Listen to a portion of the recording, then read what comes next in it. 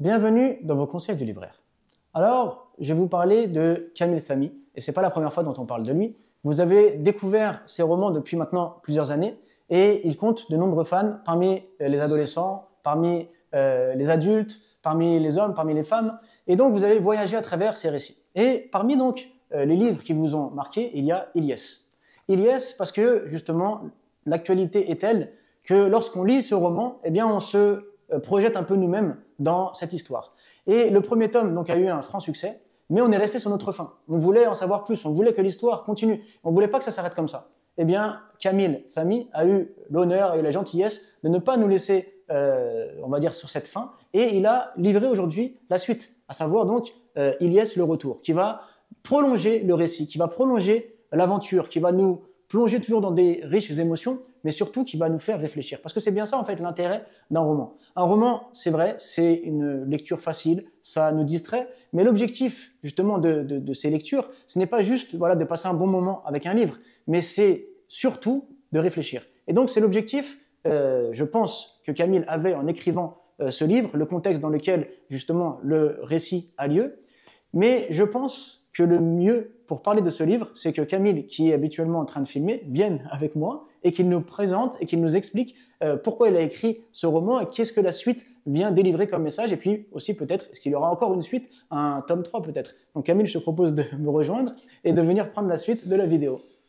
Il n'était pas préparé, désolé, hein, mais j'ai pensé que c'est mieux que l'auteur présente lui-même son travail plutôt que moi je fasse les choses. C'était pas prévu, Bilal. C'est quand c'est pas prévu que c'est mieux. Ouais. Alors, explique-nous tout. J'explique que c'est le tome 2, tu l'as super bien expliqué, donc je sais pas qu'est-ce que je peux dire de plus. Donc, donne-nous peut-être quelques indices, en avant-première de quoi ça parle. Enfin, ceux qui ont lu le tome 1, bien sûr, savent de quoi ça parle, mais qu'est-ce que tu as apporté de plus dans le tome 2? Sur quoi est-ce que tu es parti voilà, pour donner envie à ceux qui ont lu le tome 1 de se plonger maintenant dans le tome 2? Le tome 2, en fait, il est plus ancré sur la réalité. D'accord. C'est vrai que c'était sur le post-humanisme, c'était science-fiction sur le tome 1, même si c'était ancré sur la réalité, sur le quotidien d'une famille musulmane en France. Le tome 2, je me suis plus inspiré de ce qu'il y avait autour de moi par rapport aux différentes problématiques qu'on a en ce moment. Et je voulais que ça soit actuel et que ça soit vraiment en relief avec ce qui se passe.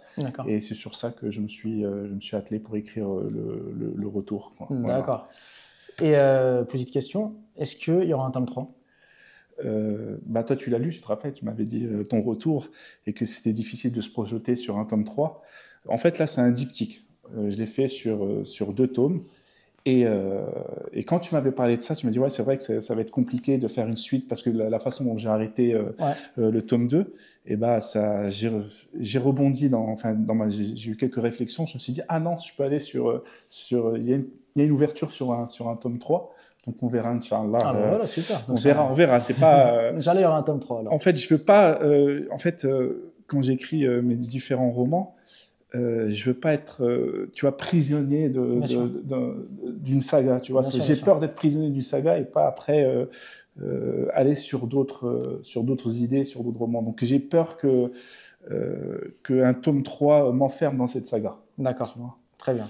Bon, en tout cas, pour le moment, déjà, on sait qu'on a le tome 2. Oui, voilà. Donc, ceux qui n'ont pas lu le tome 1, c'est le moment de se plonger dans le tome 1.